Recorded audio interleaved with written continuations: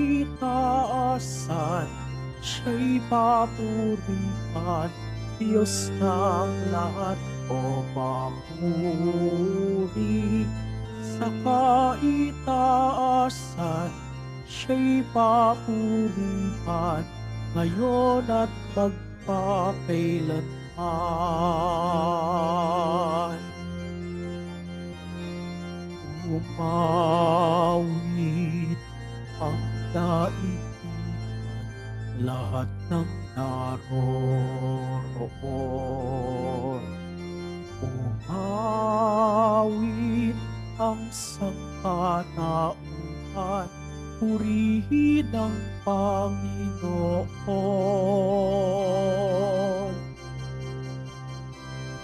Papuri sa kaitaasan, siya'y papurihan, Diyos ng lahat o papuri. Sa kaitaasan, siya'y papurihan, ngayon at magpakailanman. Sa ngalan ng Ama at ng Anak at ng Espiritu Santo, Amen. sumainyo ang Panginoon. At sumaiyo rin. Mga kapatid, aminin po natin ang ating mga kasalanan upang marapat tayong gumanap sa banal na pagdiriwang.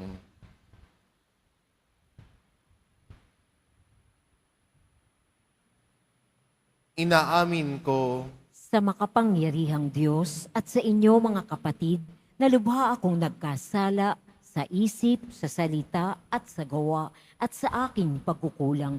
Kaya'y sinasamo ko sa mahal na Birheng Maria, sa lahat ng mga anghel at mga banal, at sa inyo mga kapatid, na ako'y ipanalangin sa Panginoong ating Diyos. kaawaan tayo ng makapangyarihang Diyos, patawarin tayo sa ating mga kasalanan, at patnubayan tayo sa buhay na walang hanggan. Amen. Panginoon, kaawaan mo kami. Panginoon, kaawaan mo kami. Kristo, kaawaan mo kami. Kristo, kaawaan mo kami. Panginoon, kaawaan mo kami. Panginoon, kaawaan mo kami. Manalangin tayo. Ama naming makapangyarihan, lakas loob ka naming tinatawagan. Sa ngalan mo, Ama naming banal. Sa kalooban namin ay pananahanin mong lubos ang iyong espiritong sa ami kumukupkop, upang sa lupaing ipinangako kami makapasok sa pamamagitan ni Hesukristo, kasama ng Espiritu Santo, magpasawalang hanggan. Amen. Magsiupo muna po ang lahat. Pagbasa mula sa aklat ni Propeta Ezekiel. Ito ang sinasabi ng Panginoon. Tao, pakinggan mo ang sinasabi ko sa iyo. Huwag kang tutulad sa kanila na naghimagsik sa akin. Ngumanga ka, kanin mo ito, nang ako'y tumingala. May nagabot sa akin ang isang aklat na nakabalumbon. Iniladlad ito at nabasa ko sa magkabila ng mga panambitan, pagdadalamhati at sumpa. Sinabi pa sa akin, kanin mo ang aklat na ito, pagkatapos magpahayag ka sa sambahayan ni Israel. Ngumanga ako upang kanin ang aklat. Sinabi niya sa akin, kanin mo ito at magpakabusog ka. Kinain ko nga ang aklat. Ang lasa ko'y parang pulot-pukyutan. Sinabi niya sa akin, tao, pumunta ka sa sambayan ng Israel at sabihin mo ang ipinasasabi ko sa iyo. Ang salita ng Diyos. Salamat sa Diyos. O kay tamis na namnamin ang utos mong bigay sa amin. O kay tamis na namnamin ang utos mong bigay sa amin. Nagagalak na susundin yaong iyong kautusan, higit pa sa pagkagalak na dulot ng kayamanan. O kay tamis na namnamin ang utos mong bigay sa amin. Ang buo mong kautusan sa akin ay umaaliw, siyang gurong nagpapayo sa lahat kong suliranin. O kay tamis na namnamin ang utos mong bigay sa amin.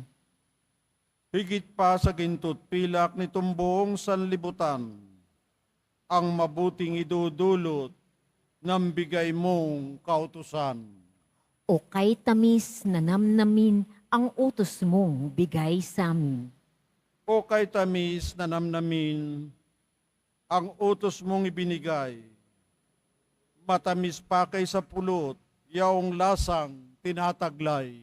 O kay tamis na namnamin ang utos mong bigay sa amin. Halos humihingal ako dahilan sa kasabikan na mata mo yaong aking minimithing kautusan.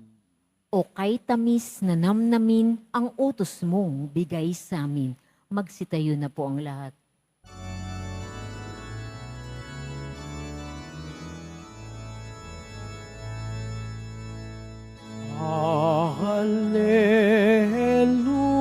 Hallelujah, Hallelujah, Hallelujah,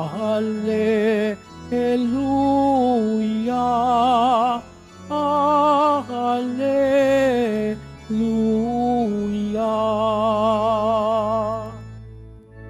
Sabi ni Jesus na mahal, dalhin niyo ang aking pasan, kaamuan ko'y tularan. Hallelujah, Hallelujah, Hallelujah,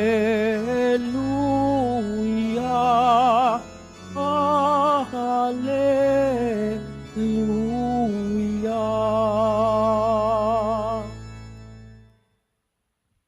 Sumainyo ang Panginoon. At sumaiyo rin. Ang mabuting balita ng Panginoon ayon kay San Mateo. Papuri sa iyo, Panginoon.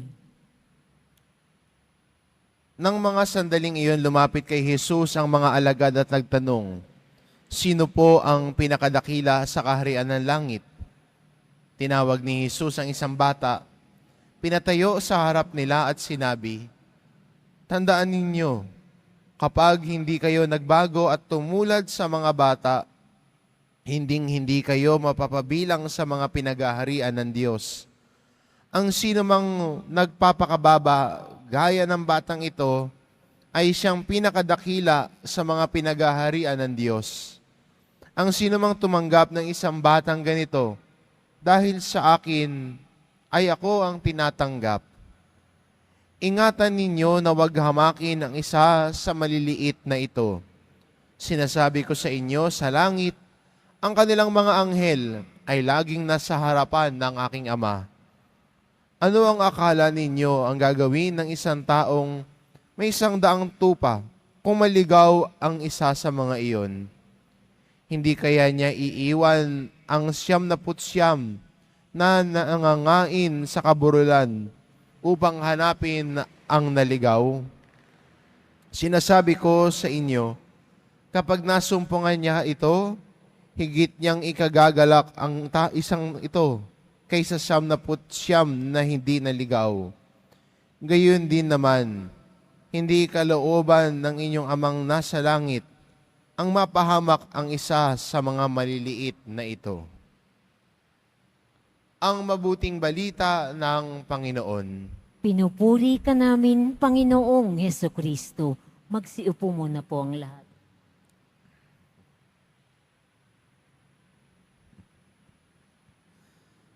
Kapag hindi kayo naging nagbago at tumulad sa mga bata, hindi kayo mapapabilang sa mga pinagaharian ng Diyos.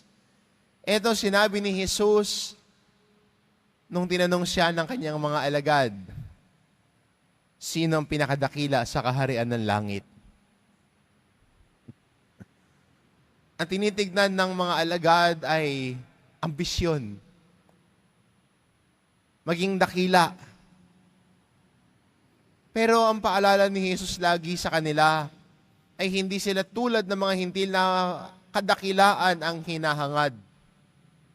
Kung hindi ang kanilang ugnayan sa Diyos ang pinaka mas mahalaga. Ano bang pwede nating makita sa isang bata? Ang una ho ay ang bata ay laging may pagmangha. May pagkamangha ang bata. Laging para sa kanya, bago ang lahat. Laging merong wow. Ayun sa pag namamangha tayo, lagi tayo napapawaw. At ang bata, kahit ang simpleng bagay, lagi huyang nagwawaw. Dahil meron siya pagkamangha sa lahat ng bagay. Sana ganun din tayo pagdating sa galaw ng Diyos sa ating buhay. Laging may pagkamangha. Pag gumagawa ng Diyos ang kabutihan sa buhay natin, lagi tayo napapawaw, ang galing ng Diyos. Wow, ang buti ng Diyos. Minsan kasi, aminin natin sa ating buhay bilang Kristiyano, habang nagkakaedad tayo at tumatanda, minsan nawawala na yung wow factor sa buhay natin. Nawawala na yung pagkamangha natin sa lahat ng bagay. At madalas na natin sinasabi, alam ko na yan narinig ko na yan alam ko paano gawin yan, kaya ko rin yan. Na kahit ang Diyos na gumagawa ng kabutihan sa buhay natin, ang sinasabi naman natin, deserve ko to Wala nang pagkamangha. Kaya maganda rin, bilang Kristiyano, bilang paalala sa atin ng Ebanghelyo, na muling ibalik ang pagkamangha natin sa galaw at kabutihan ng Diyos. Mapapawaw, thank you Lord tayo. Pangalawa ho, ang isang bata ay handang matuto.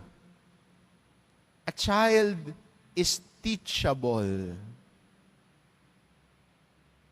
Handang matuto, gustong maturuan, kaya siya teachable.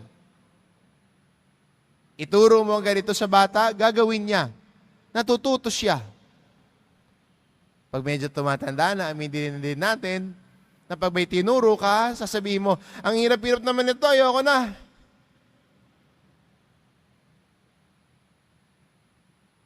Sabihin na, lalo pag medyo tumatanda na, matanda na ako, ayoko na matuto ng mga bagong bagay. Ayoko na. Di mo na ako matuturuan ng ganyan, ganito na ako.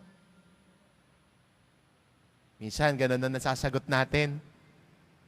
Pero tulad ng isang bata, handang matuto, handang magpaturo, handang maturuan. At pagdating din sa salita ng Diyos, tulad ng isang bata, sana tayo din ay handa ring turuan ng salita ng Diyos paano mamuhay ng mabuti at matuwid. Handa rin tayo na matuto sa salita ng Diyos sa ating pakikinig nito para mahubog ang ating buhay. Minsan, ang tingin din natin, kunyari, binabasa sa atin yung parable of the lost sheep. Narinig ko na yan, nawawala yung isa, yung 10 iiwan niya. Alam ko na ending ng kwentong yan. Kaso lang, nawawala na yung kahandaan na makinig, kahandaang matuto. Dahil iniisip niya, narinig ko na yan alam ko na yan Pero yung halaga nung talata sa Ebanghelyo, anong ibig sabihin nun? Anong nais ituro sa iyo nun? Sana yun yung bigyang pansin natin. At hayaan natin na turuan din tayo ng Diyos. Turuan tayo para mapakilala niya ang sarili niya sa atin. Ituro niya sa atin ang kanyang gawa para matularan din natin. Kung gano'n ang gagawin natin, tulad ng isang bata na ipagkamangha at handang matuto, tayo ay nagiging dakila sa kaharian ng Diyos. Dahil kahit ang simpleng gawa ng Diyos sa buhay natin ay natutuwa at nagpapasalamat tayo. We are aware of God's presence every day. And we are always available to be taught by God His Word, His ways, and His life. May pagkamangha, handang matuto. Kung gano'n ang gagawin natin, sabi ni Jesus sa Ebanghelyo natin, tayo ang pinakadakila sa kaharian ng langit. At yan ang asamin natin.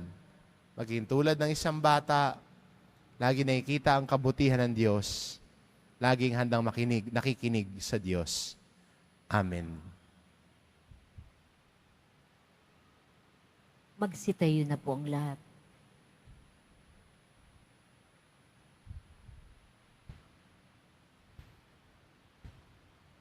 Minamahal ko mga kapatid, sa ating kahinaan at pangangailangan, dumulog tayo sa Diyos na ating dapat sundin at paglingkuran, sapagkat Siya ang pinagmumulan ng lahat ng kaharian sa sandaigdigan. Ang ating itugon, punuin nawa kami ng iyong presensya, Panginoon. Punuin nawa kami ng iyong presensya, Panginoon. Ang simbahan naway maging epektibong instrumento sa pagpapalalim ng pananampalataya ng mga anak. Manalangin tayo. Punuin nawa kami ng iyong presensya, Panginoon. Ang mga leader ng gobyerno naway magpakita ng malalim na pagkalinga sa pagkakaroon ng magandang kinabukasan ang mga bata at upang ang mga maliliit na ito ay maging ligtas sa lahat ng uri ng pang-aabuso. Manalangin tayo. Punuin nawa kami ng iyong presensya, Panginoon. Ang mga magulang naway mapalaki ng mabuti ang kanilang mga anak ayon sa pinahahalagahang moral at mabigyan sila ng tamang paghuhubog at edukasyon. Manalangin tayo. Punuin nawa kami ng iyong presensya, Panginoon. Ang mga may sakit, mga matatanda, at yaong mga nakaratay na sa kanilang tahanan, naway mabanag ang kalinga at kasiyahan ng Diyos mula sa mga nag-aaruga sa kanila. Manalangin tayo. Punuin nawa kami ng iyong presensya, Panginoon. Ang mga yumao naway walang bahid ng kasalanan na makabalik sa tahanan ng Ama sa langit. Manalangin tayo. Punuin nawa kami ng iyong presensya, Panginoon.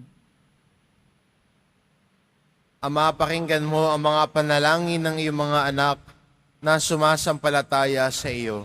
Ipagkaloob mo sa amin ang kababaang loob ng isang bata, sapagkat sa mga tulad nga nila ang kaharian ng langit. Hinihiling namin ito sa pamamagitan ni Kristong ating Panginoon. Amen. Magsiupo muna po ang lahat.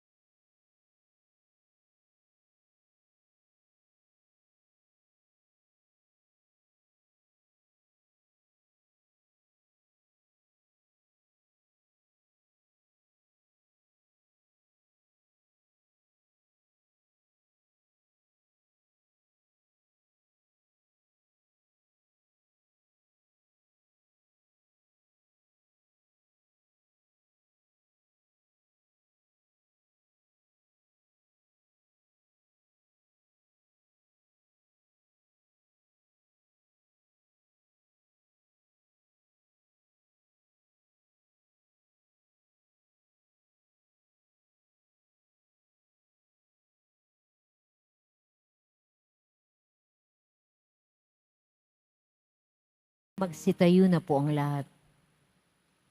Manalangin kayo mga kapatid upang ang paghahain natin ay kalugdan ng Diyos amang makapangyarihan.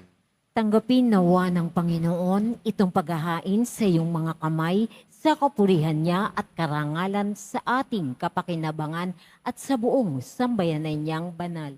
Ama naming lumikha, kalugdan mo ang mga alay ng iyong sambayanan, ang ipinagmamagandang loob mong ibigay sa amin, upang maihain ay siya nawang gumanap ng iyong ginagawa, upang kami tubusin sa pamamagitan ni Hesukristo, kasama ng Espiritu Santo, magpasawalang hanggan. Amen. Sumainyo ang Panginoon. At sumairin. Itaas sa Diyos ang inyong puso at diwa. Itinaas na namin sa Panginoon. Pasalamatan natin ang Panginoong ating Diyos. Marapat na siya ay pasalamatan. Ama naming makapangyarihan, tunay ngang marapat na ikaw ay aming pasalamatan sa pamamagitan ni Hesukristo na aming Panginoon. Utang na loob ang nagbubunsod upang gunitain ang kamatayan niya para kami buhayin. Pagtitiwala ang sanhi ng ligayang di malilimot sa pagkabuhay niyang sa ami kaloob. Pag-asa ang dahilan ng pagiging handa para sa pagbabalik niyang totoong dakila.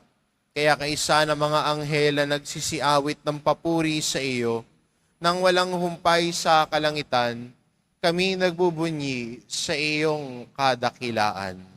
Santo, Santo, Santo, Panginoong Diyos ng mga hukbo, napupuno ang langit at lupa ng kadakilaan mo o sana sa kaitaasan. Pinagpala ang naparirito sa ngalan ng Panginoon o sana sa kaitaasan. Magsiluhod po ang lahat. Ama naming banal, ikaw ang bukal ng tanang kabanalan, kaya't sa pamamagitan ng iyong Espiritu gawin mong banal ang kaloob na ito, upang para sa amin maging katawan at dugo ng aming Panginoong Hesukristo. Bago niya pinagtiis ang kusang loob na maging handog, hinawakan niya ang tinapay, pinasalamatan kanya. Pinagati-hati niya iyon, iniabot sa kanyang mga alagad at sinabi, "Tanggapin ninyong lahat ito at kanin, ito ang aking katawan na iahandog para sa inyo."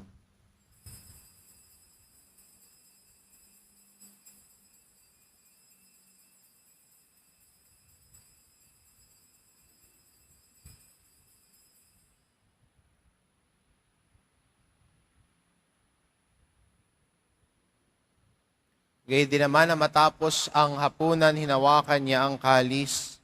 Muli kanyang pinasalamatan.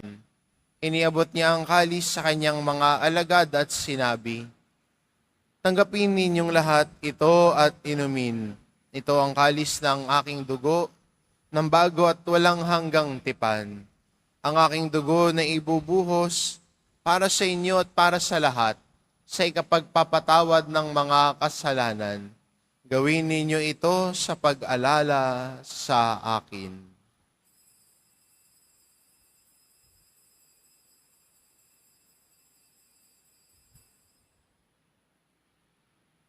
Magsitayo na po ang lahat. Ipagbunyi natin ang misteryo ng pananampalataya. Si Kristo'y namatay, si Kristo'y nabuhay, si Kristo'y babalik sa wakas ng panahon. Ama, ginagawa namin ngayon ang pag-alala sa pagkamatay at muling pagkabuhay ng iyong anak, kaya tinaalay namin sa iyo ang tinapay na nagbibigay buhay at ang kalis na nagkakaloob ng kaligtasan. Kami nagpapasalamat dahil kami yung minarapat na tumayo sa harap mo para maglingkod sa iyo. Isinasamo namin kaming magsasalo-salo sa katawan at dugo ni Kristo ay mabuklod sa pagkakaisa sa pamamagitan ng Espiritu Santo. Ama, lingapin mo ang iyong simbahang laganap sa buong daigdig. Puspusin mo kami sa pag-ibig, kaisa ni Francisco na aming Papa at ni Jose na aming Obispo at ng Tanang Kaparian. Alalahanin mo rin ang mga kapatid naming nahimlay na may pag-asang sila'y muling mabubuhay, gayon din ang lahat ng mga pumanaw. Kaawaan mo sila at patuloyin sa iyong kaliwanagan. Kaawaan mo at pagindapating kaming lahat na makasalo sa iyong buhay na walang wakas. Kaisa na mahal na Birheng Maria na ina ng Diyos, ng kabiyak ng puso niyang si San Jose, kaisa ng mga apostol at ng lahat ng mga banal na namuhay dito sa daigdig ng kalugod-lugod sa iyo, maipagdiwang nawa namin ang pagpupuri sa ikararangal mo sa pamamagitan ng iyong anak na aming Panginoong Hesu Kristo. Sa pamamagitan ni Kristo kasama niya at sa Kanya, ang lahat ng parangal at papuri ay sa iyo, Diyos amang makapangyarihan, kasama ng Espiritu Santo, magpasawalang hanggan. Amen. Sa tagubilin ng mga nakagagaling na utos at turo ni Jesus na Panginoon natin at Diyos, ipahayag po natin ng lakas loob. Ama namin, sumasalangit ka, sambahin ang ngalan mo, mapasa amin ang kaharian mo, sundin ang loob mo dito sa lupa para nang sa langit. Bigyan mo kami ngayon ng aming kakanin sa araw-araw at patawarin mo kami sa aming mga sala para nang pagpapatawad namin sa nagkakasala sa amin. At huwag mo kaming ipahintulot sa tukso at iadya mo kami sa lahat ng masama. Hinihiling namin kami adya sa lahat ng masama, pagkalooban ng kapayapaan araw-araw, iligtas sa kasalanan at ilayo sa lahat ng kapahamakan, samantalang aming pinananabikan ng dakilang araw ng pagpapahayag ng tagapagligtas naming si Hesu Kristo. Sapagkat iyo ang kaharian at ang kapangyarihan at ang kapurihan magpakailanman. Amen. Panginoong Hesukristo, sinabi mo sa iyong mga apostol, kapayapaan ang iniiwan ko sa inyo, ang aking kapayapaan ang ibinibigay ko sa inyo. Tungayan mo ang aming pananampalataya at huwag ang aming pagkakasala. Pagkalooban mo kami ng kapayapaan at pagkakaisa, ayon sa iyong kalooban, kasama ng Espiritu Santo, magpasawalang hanggan. Amen. Ang kapayapaan ng Panginoon ay laging sumainyo. At sumaiyo rin. Magbigayan kayo ng kapayapaan sa isa't isa. Kordero ng Diyos na nag-aalis ng mga kasalanan ng sanlibutan, maawa ka sa amin. Kordero ng Diyos na nag-aalis ng mga kasalanan ng sanlibutan, maawa ka sa amin. Kordero ng Diyos na nag-aalis ng mga kasalanan ng sanlibutan, ipagkaloob mo sa amin ang kapayapaan. Magsilod po ang lahat. Ito ang kordero ng Diyos, ito nag-aalis ng kasalanan ng sanlibutan. Mapalad ang mga inaanyayahan sa kanyang piging. Panginoon, hindi ako karapat-dapat na magpatuloy sa iyo, ngunit sa isang salita mo lamang ay gagaling na ako.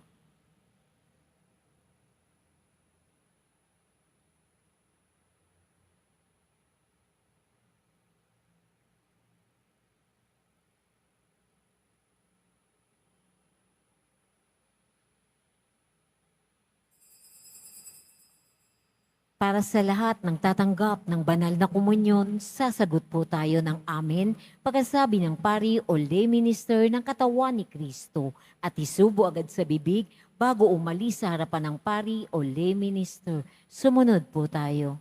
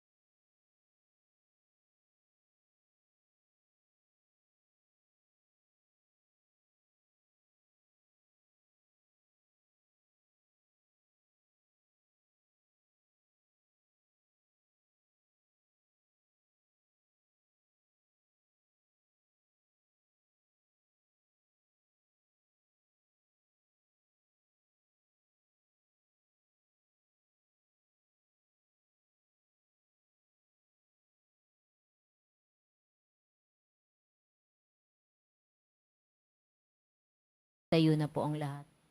Manalangin tayo.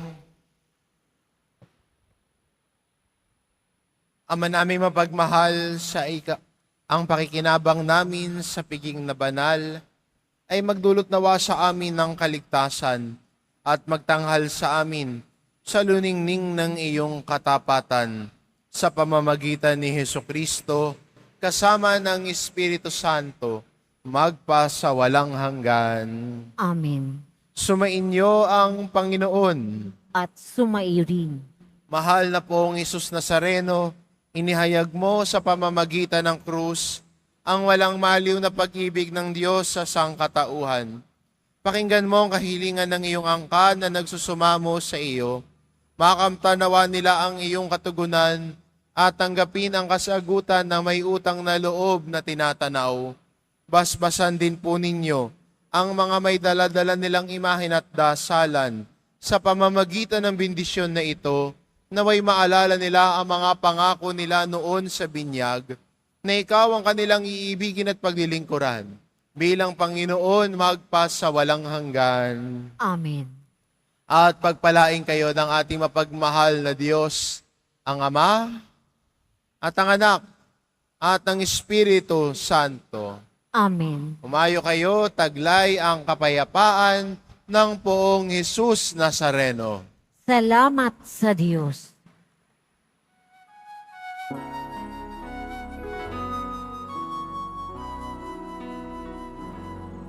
Nuestro Padre Jesus Nazareno, sinasamba ka namin. Pinipinto ka namin. Aral mo aming buhay at kaligtasan. Nuestro Padre Jesus Nazareno, iligtas mo kami sa kasalanan. Ang puso pinamatayan ay sabisan ng kaligtasan. Nuestro Padre Jesus Nazareno, dinarangal ka namin. Nuestro Padre Jesus Nazareno, niluwalhati ka namin. Nuestro Padre Jesus Nazareno, dinarangal ka namin. Nuestro Padre Jesus Nazareno, niluwalhati ka namin.